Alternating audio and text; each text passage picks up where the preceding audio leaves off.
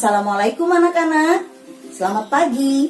Selamat bertemu kembali dalam pembelajaran IPS.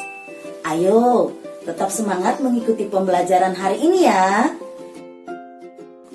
Anak-anak, pada pertemuan kali ini kita akan membahas materi yang berjudul interaksi sosial. Adapun tujuan pembelajaran dari materi ini, peserta didik diharapkan dapat: yang pertama, menjelaskan pengertian interaksi sosial. Yang kedua, menjelaskan syarat-syarat interaksi sosial. Yang ketiga, mendeskripsikan ciri-ciri interaksi sosial. Dan yang keempat, menjelaskan bentuk interaksi sosial asosiatif dan bentuk interaksi sosial disosiatif.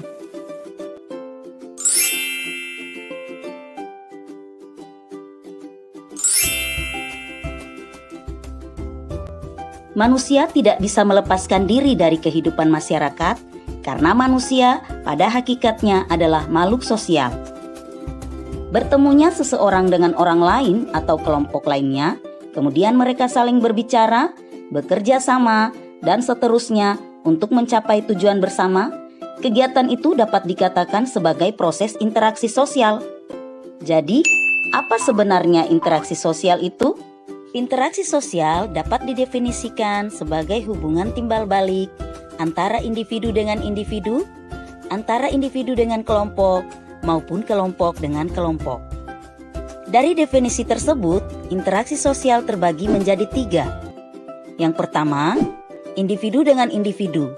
Seperti pada gambar ini, memperlihatkan ada seorang anak perempuan sedang mengobrol dengan seorang anak laki-laki. Nah, ini merupakan bentuk interaksi sosial antara individu dengan individu. Kemudian yang kedua adalah individu dengan kelompok, di mana pada gambar tersebut memperlihatkan seorang guru yang sedang menjelaskan materi kepada siswa-siswanya. Contoh tersebut merupakan bentuk interaksi sosial antara individu dengan kelompok. Sedangkan yang ketiga adalah kelompok dengan kelompok. Seperti pada gambar ini, ada 2 kesebelasan klub sepak bola yang sedang bertanding. Contoh tersebut merupakan bentuk interaksi sosial antara kelompok dengan kelompok.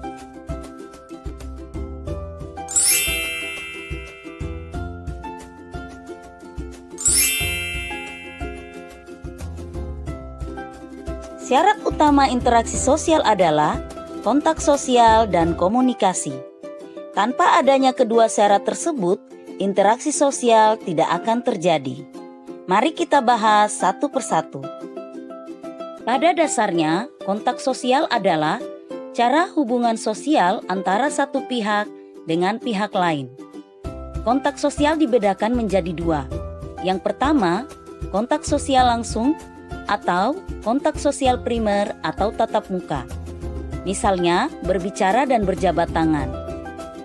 Yang kedua, kontak sosial tidak langsung atau kontak sosial sekunder, di mana interaksi melalui perantara seperti komunikasi melalui media telepon, chatting, ataupun menyampaikan pesan lewat orang lain.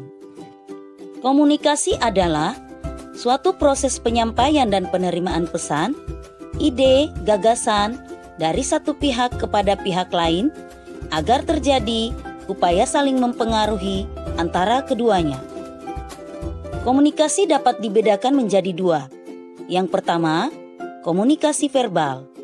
Merupakan bentuk komunikasi secara lisan maupun tertulis seperti berbicara. Yang kedua, komunikasi nonverbal. Merupakan bentuk komunikasi dengan menggunakan simbol-simbol atau gestur tubuh seperti menyapa teman dengan melambaikan tangan.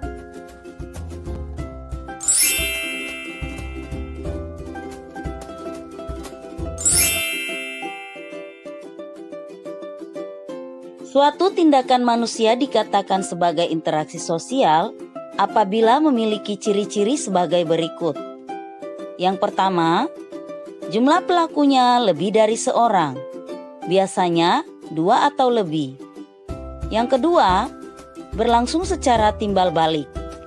Yang ketiga, adanya komunikasi antar pelaku dengan menggunakan simbol-simbol yang disepakati. Dan yang keempat, adanya suatu tujuan tertentu.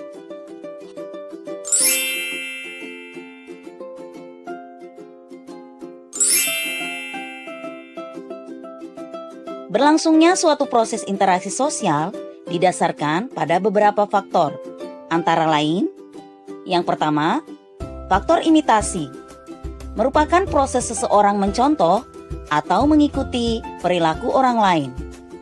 Sebagai contoh, seorang anak yang meniru apa yang dilakukan dan dikerjakan oleh ayahnya.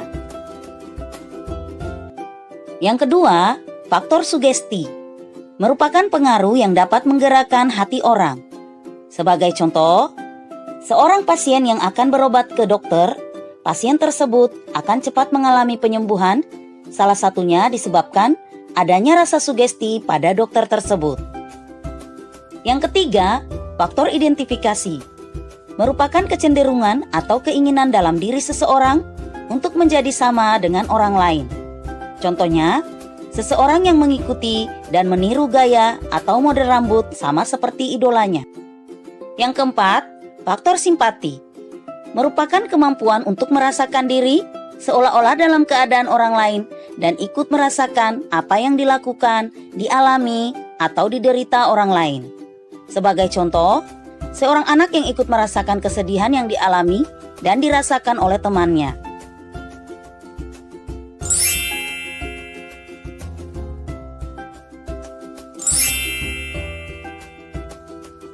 Bentuk interaksi sosial terbagi menjadi dua. Yang pertama, proses asosiatif.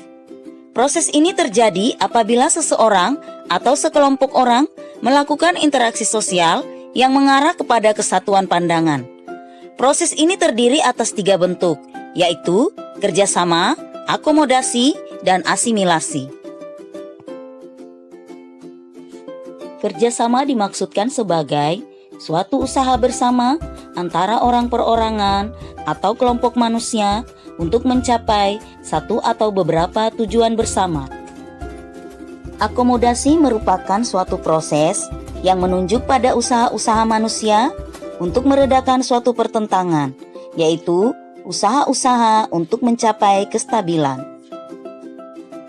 Sedangkan asimilasi merupakan suatu proses bertemunya dua kebudayaan atau lebih yang saling mempengaruhi sehingga memunculkan kebudayaan baru dengan meninggalkan sifat asli tiap-tiap kebudayaan. Yang kedua, proses disosiatif. Proses ini terjadi apabila seseorang atau sekelompok orang melakukan interaksi sosial yang mengarah pada konflik dan merenggangkan solidaritas kelompok. Proses ini terdiri atas 3 bentuk, yaitu kompetisi, kontravensi, dan pertentangan. Kompetisi atau persaingan adalah suatu proses individu atau kelompok yang bersaing untuk mencari keuntungan melalui bidang-bidang kehidupan tertentu. Kontravensi adalah sikap mental yang tersembunyi terhadap orang lain atau terhadap unsur-unsur kebudayaan suatu golongan tertentu. Sedangkan pertentangan atau konflik merupakan suatu proses di mana individu atau kelompok berusaha untuk memenuhi tujuannya dengan jalan menentang pihak lawan yang disertai dengan ancaman dan kekerasan. Oke anak-anak, sekian pembahasan materi kita hari ini. Semoga dapat bermanfaat ya. Ingat selalu, tetap semangat belajar dan jaga kesehatan. Wassalamualaikum warahmatullahi wabarakatuh.